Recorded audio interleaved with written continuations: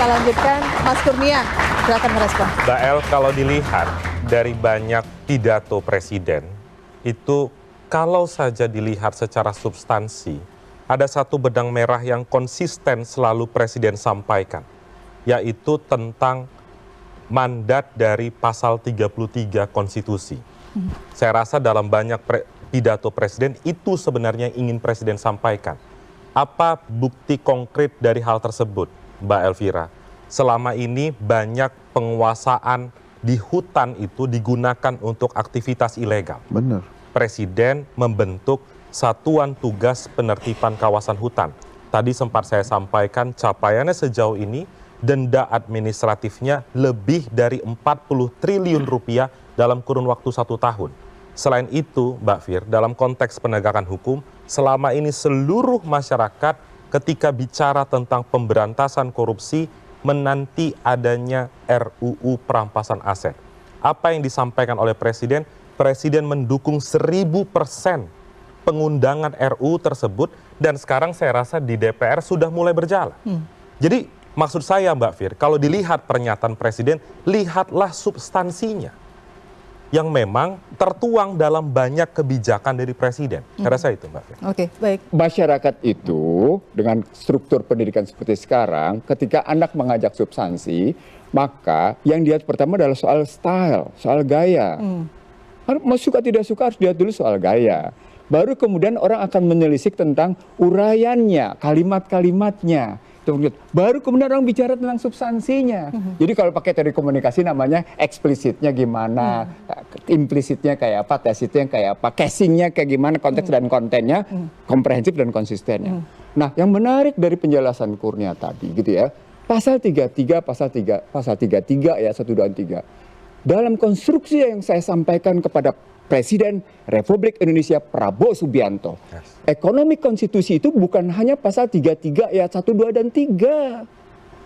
Anda harus merelasikannya dengan pasal-pasal lain untuk menunjuk bahwa bangsa ini punya bukan sekedar ketahanan ekonomi, tapi kedaulatan ekonomi, itu yang dituntut. Nah, kesalahan penerjemahan. Per hari ini saya sampaikan kepada Anda Kurnia. Presiden sudah terima RUU Perekonomian Nasional yang sekarang diserahkan ke KSP, tapi tidak jelas nasibnya. Bagaimana Anda bicara tentang pasal 33 ayat 1 kalau sementara RUU Perekonomian Nasional sudah diserahkan, dilimpahkan ke KSP, tidak tahu nasibnya kayak Yang apa. saya jelaskan tadi Satgas PKH dan rancangan undang-undang perampasan Enggak, aset. saya bicara bukan soal itu. Pasal 33. Ya berarti berbeda konteks, jangan dikaitkan sama ucapan. Ketika Anda bicara pasal 33-nya. Iya. Ketika pasal 33-nya Anda kaitkan dengan pasal 33 ayat 3. Berarti itu. Saya tidak membatasi seluruh pidato presiden terkait dengan pasal 33. Tapi ada penekanan dari presiden terkait dengan pasal 33 yang diterjemahkan melalui pembentukan Satgas PKH. Kalau Bang Nursi cek tadi ucapan saya tidak mengatakan semua pidato presiden terkait dengan pasal 33, tapi penekanannya bahwa pasal-pasal lain itu menjadi penting, pasti Bang Nursi, namanya konstitusi. Pemerintah pasti mengacu pada seluruh pasal dalam konstitusi. Oh iya, kalau itu argumennya boleh-boleh saja. Tapi yang saya maksud adalah ketika Anda bicara pasal 33 berkaitan dengan PKH, dia cuma sekedar menunjukkan satu butir. Dia menunjukkan ada prestasi. Di satu sisi kelihatannya prestasi besar. PKH sudah berhasil menarik 40 triliun dan menutup 28 korporasi. Itu yang saya tahu ya, 28 korporasi. Tapi kemudian tidak pernah menelusuri sebelum-sebelumnya transaksi yang sebelum-sebelumnya yang dia pegang itu gitu ya. Itu yang juga datanya begitu. Nah sekarang kalau dia mengambil pada posisi bumi, air, dan kekayaan alam terkandung di dalamnya sebagai wujud dari posisi pasal 33 dan cabang-cabang produksi yang mau diambil kayak gitu, dia tidak berdiri sendiri.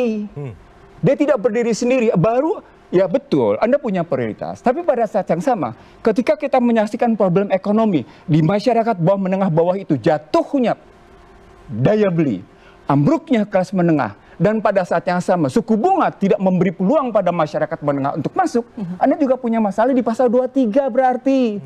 Nah, di situ berarti ketemu dengan persoalan alokasi anggaran. Jadi artinya, ya nggak mungkin juga pemerintah hanya bicara pasal 33 ayat 3. Karena dia dituntut untuk bicara tentang bagaimana ketika Anda bilang pemerintah bekerja. Kerja Anda berdasarkan sumpah jabatan itu merujuk pada konstitusi. Dan itu bukan hanya pasal 33 ayat 3. Betul Bang Nursi, makanya tadi saya jelaskan beberapa program yang bahkan tidak terkait dengan pasal 33.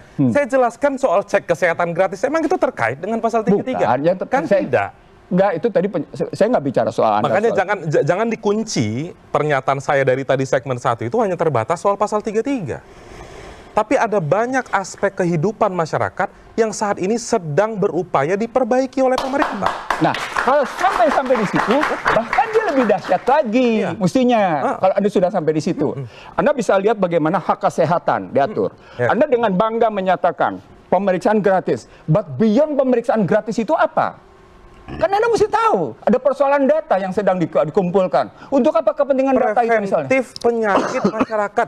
Ini Mbak Fir, ini problemnya Mbak Fir. Ketika pemerintah menyampaikan capaian dari program itu, langsung disampaikan dengan sombong, dengan gagah. Bukan itu konteksnya. Saya hanya menjelaskan ada program dari Presiden, capaiannya saat ini sudah lebih dari 70 juta penerima manfaatnya. Jadi itu bukan bermaksud untuk membangga-banggakan Bang Nursi. Iya. Jangan di-frame saya seperti membanggakan. Bukan Anda yang membanggakan. Bang Nursi tadi bilang saya. Salah banget. Gaya pemerintah tampil di publik itu loh. Yang saya bilang modelnya itu kayak gitu, gayanya itu. Itu yang saya bilang. Intinya gaya komunikasinya. Saya ke Golkar terlebih dahulu. Bang, gaya komunikasi dari pemerintahan sekarang. Kalau dari Golkar seperti apa? Presiden kita ini agak beda ya dengan presiden-presiden sebelumnya. Pak Prabowo ini tipikal presiden terlalu baik. Dia nggak bisa basa-basi di depan publik. Dia sangat ekspresif, menyampaikan pikiran-pikiran politiknya gitu. Dan kadang-kala itu di ruang publik kan. Tetapi bagi kami yang penting itu adalah presiden itu bisa memimpin dia memimpin pemberantasan korupsi dengan baik. Dia bisa mengembalikan kerugian negara begitu banyak dan lain-lain. Dia berpikir tentang kehidupan rakyat. Itu menurut kami lebih substansial dibanding mempermasalahkan misalnya kaitannya dengan yang tadi itu gaya pidatonya. Dan saya meyakini dan setiap kali bahwa publik menyampaikan kritik terhadap pidato-pidato presiden, saya memperhatikan dan saya meyakini bahwa tidak ada maksud presiden untuk kemudian meremehkan publik, terus kemudian tadi itu kayak Prof. Sanudin Nursi menyampaikan nantang atau mengejek. Saya kira tidak sampai situ. Mana mungkin seorang presiden mau mengejek rakyatnya, itu nggak mungkin.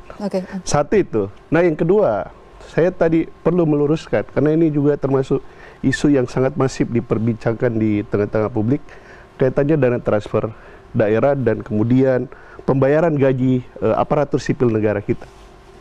Sebenarnya, Presiden itu sebenarnya membuat terang satu persoalan yang sebenarnya selama ini tidak bisa kita selesaikan kaitannya dengan belanja pemerintahan daerah.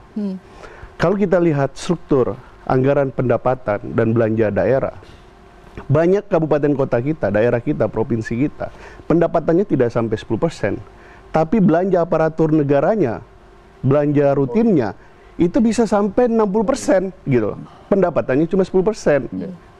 Itu yang membuat problem di daerah kemudian ketika pemerintah daerah tidak mampu membayar gaji dan lain-lain sebagainya. Itu sebenarnya lebih kepada mismanajemen kepala daerahnya. Dan itu kelihatan setelah kemudian dilakukan rasionalisasi dan realokasi belanja atau dana transfer daerah. Dan itu permasalahan sejak lama. Dan kita ketahui bersama bahwa persoalan rekrutmen aparatur sipil negara kita, khususnya P3K pada saat itu tidak menghitung kapasitas dan kemampuan pembiayaan daerah.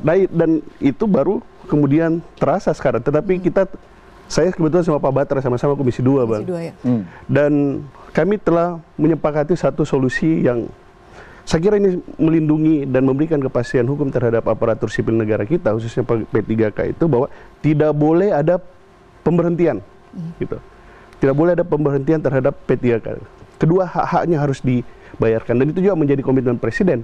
Makanya kemudian Menteri Keuangan hari ini menyampaikan bahwa minggu depan sekitar 20,4 triliun semua gaji P3K beserta insentif tunjangannya dibayarkan. Itu kita harapkan bisa membuat juga perputaran uang di daerah bisa. Artinya setelah bisa ada bagus. kritik baru keluar dilakukan seperti itu. Bagaimana, Pak? Setelah ada kritik keluar seperti itu. Bukan. Begitu. Sebenarnya sebelum publik juga menyampaikan kritik terkait dengan P3K dan lain-lain sebagainya, kami di Komisi 2 telah membicarakan secara intensif terkait dengan persoalan tersebut, karena memang banyak juga sebenarnya kepala daerah menyampaikan langsung kepada kami terkait dengan belanjanya. Nah, ini juga sebenarnya terkait dengan pergeseran kebijakan kita, Pak. Kaitannya dengan hubungan keuangan pusat dan daerah. Dalam Undang-Undang HKPD kita itu menentukan bahwa maksimum belanja aparatur sipil negara itu adalah 30%. Kenapa kita batasi 30%? Karena kami menginginkan bahwa dana transfer daerah yang besar tersebut itu harus bersentuhan langsung dengan rakyat gitu. Dan kedua, bahwa kalaupun belanja aparatur publik, aparatur negaranya besar, itu harus sebanding dengan kualitas pelayanan publik yang harus diterima oleh rakyat. Terus tadi saya perlu menanggapi, Bang. Memang sejak Juni kami memang termasuk di DPR menyadari betul bahwa salah satu spending pemerintah ke depan, government spending kita harus diarahkan pada perlindungan kelas menengah. Dan nanti kita tunggu aja presiden seperti apa menyampaikan hadiah yang terbaik buat Republik ini. Nanti kami tidak ingin mendahului. Tetapi kalau dari angka-angka makroekonomi, setahu saya tadi Badan Pusat Statistik menyampaikan satu rilis ekonomi bahwa pertumbuhan ekonomi kita untuk triwulan kedua ini itu masih positif sekitar 5,2-5,3%, dan saya kira itu sesuatu yang perlu kita apresiasi. Dan karena di situasi tadi seperti disampaikan ada kenaikan harga BBM dan lain-lain, kita memang memberikan tekanan terhadap pasar dan pelaku usaha kita gitu. Oke. Berbicara mengenai kelas menengah, Mas Denny, kemarin juga menjadi salah satu isu yang ramai. SMRC melihat seperti apa ini? Secara spesifik kami tidak mengukur pandangan kelas-kelas tertentu ya. Sampel itu dipilih secara acak sehingga semua terwakili ya. Saya ingin sedikit mengomentari tadi diskusi kita barusan tentang transfer ke daerah yang sebetulnya itu sangat berhimpitan sekali, pemangkasan TKD dengan dua program flagship Prabowo, terutama MBG ya. Harapannya tentu MBG bisa berjalan dengan baik, dan Mas Kurnia tadi juga menyampaikan kira-kira MBG capaian-capaian yang sudah dilakukan seperti apa. Kebetulan Elvira, dalam survei ini kami juga menanyakan persepsi atau opini publik terhadap pelaksanaan MBG, dua program flagship termasuk juga KDMP. Dan yang menarik adalah memiliki pola yang sama dengan berubahnya approval rating terhadap Prabowo. Dari sebelumnya 81 ke 51 itu bersamaan dengan penurunan tingkat kepuasan terhadap pelaksanaan MBG dari 61% ke hanya sekitar 30-an persen sekarang. Artinya sekarang itu terbalik, mayoritas orang tidak puas dengan tata kelola pengelolaan MBG. Kemudian juga mayoritas masyarakat itu tidak yakin bahwa KDMP, Koperasi Merah Putih itu akan berkembang atau maju. Ini menarik gitu ya. Terutama KDMP. KDMP itu kan dimulai agak belakangan setelah MBG ya. Sekarang begitu populer, begitu semakin banyak dibentuk KDMP di desa-desa, justru tingkat keyakinan terhadap kemajuan, terhadap perkembangan dari KDMP mengalami penurunan yang sangat besar. Itu artinya itu menjadi catatan yang sangat penting bagi pemerintah tentu saja, bagaimana KDMP itu bisa berjalan dengan baik. Orang kan menilai sekarang bukan hanya sebagai ekspektasi ya, tetapi juga melakukan evaluasi terhadap KDMP, melihat misalnya posisi KDMP-nya ada di mana, laku atau tidak kalau dia berbentuk minimarket. Itu bisa tercermin ya dalam sikap publik yang kurang positif terhadap dua program flagship itu. Oke, ini berarti surveinya kemarin dilakukan ketika sebelum pelantikan kepala BKN baru? Saya lupa tanggal berapa, tapi 5 sampai 19 Juli. Oke. Jadi mungkin sebelum. Sebelum kepala BKN. Oke. Mas Kurnia. Iya, tadi ya bahwa time frame diambil survei itu menjadi penting. Sehingga kalau dilakukan sesaat setelah misalnya ada proses hukum di BGN, tentu hampir seluruh masyarakat semakin berprasangka buruk terhadap program tersebut. Namun pasca itu ada direktif perintah dari Presiden untuk membenahi tata kelola dua. Tata kelola di internal BGN dan tata kelola untuk program MBG itu sendiri. Tadi saya sempat jabarkan. Dan baru-baru ini ada juga rilis dari Indeks Stat yang menyebutkan bahwa tingkat kepuasan publik terhadap MBG itu 80,2%. Lalu ada juga 81,9% responden merasakan dampak positif bagi pemenuhan gizi harian.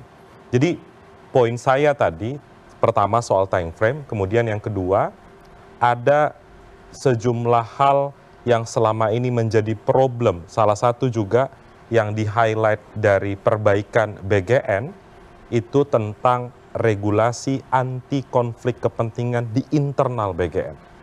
Wakil Kepala BGN sekitar 2 atau 3 pekan yang lalu menegaskan tidak boleh ada afiliasi di internal BGN terhadap kepemilikan dapur atau SPPG.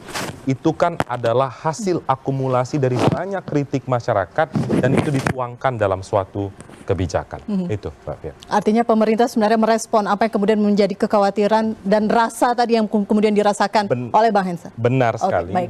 bahwa masih banyak catatan, yes, dan itu sedang diupayakan untuk diperbaiki. Baik, kita akan bahas usai jeda. Tetap bersama kami di Head with Elvira.